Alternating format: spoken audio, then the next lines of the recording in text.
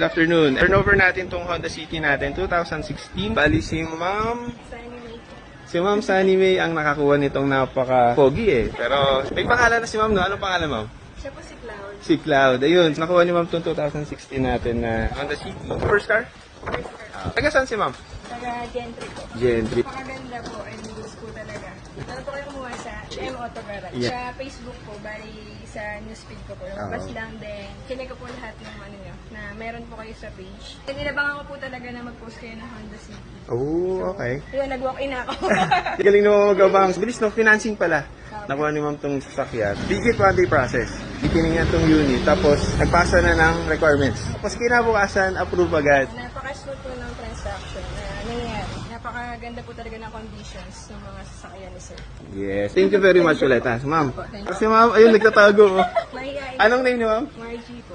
Si Ma'am Margie. Si Ma'am Margie follower yan eh. Yeah. So, pakita ko lang sa inyo yung condition na nakuha ni Ma'am. Napakaganda naman talaga. 38,000 lang yung mileage. 2016 model. So, ayan. Naka-leather seats siya. Front and back. So, ayan.